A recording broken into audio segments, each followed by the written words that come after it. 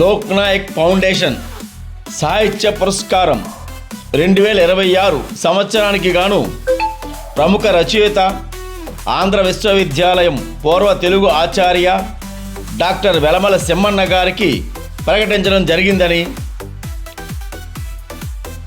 Loknayak foundation వ్యవస్థాపక అధ్యక్షులు, ప్రముఖ రచయిత, పద్మవిభూషణ్ ఆచార్య డాక్టర్ యార్లగడ్డ లక్ష్మీప్రసాద్ ప్రకటించారు.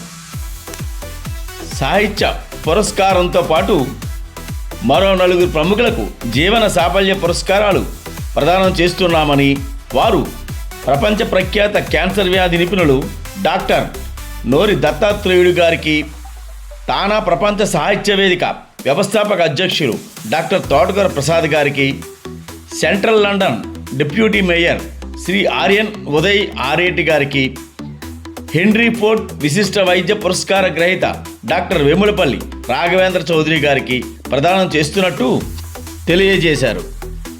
లోక్నాయక్ ఫౌండేషన్ పురస్కార ప్రదానోత్సవంలో సాహిత్య పురస్కార గ్రహీతకు 2 లక్షల రూపాయల నగదు పురస్కారం, జీవన సాఫల్య పురస్కార గ్రహీతలకు ఒక్కొక్కరికి ₹1,00,000 నగదు పురస్కారంతో పాటు సత్కారం చేస్తామని ఆయన తెలియజేశారు.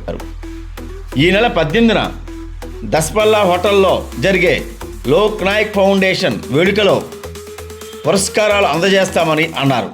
గత 23 సంవత్సరాలుగా లోక్నాయక్ ఫౌండేషన్ ద్వారా ఎందరో ప్రముఖులను సాహిత్య పురస్కారాలతోనూ, జీవన సాఫల్య పురస్కారాలతోనూ సత్కరించుకునే మహాద్భాగ్యం మాకు దొరికిందని, అందుకు ఎంతో మేము గర్విస్తున్నామని ఆయన తెలియజేశారు. ఈ సందర్భంగా జరిగే సభకు ముఖ్య అతిథిగా ఆంధ్రప్రదేశ్ హైకోర్టు న్యాయమూర్తులు జస్టిస్ గన్నమనేని రామకృష్ణప్రసాద్ గారు, సభాధ్యక్షులుగా ఆంధ్రప్రదేశ్ విధానసభ ఉపసభాపతి శ్రీ కనుమూరు రఘురామకృష్ణరాజు గారు, ఆత్మీయ అతిథులుగా శాసనసభ్యులు శ్రీ గంటా శ్రీనివాసరావు గారు, ప్రఖ్యాత సినీ కథానాయకి, నృత్య కళాకారిణి శ్రీమతి కోటి సూర్యప్రభ గారు హాజరవుతున్నారని ఆయన తెలిపారు.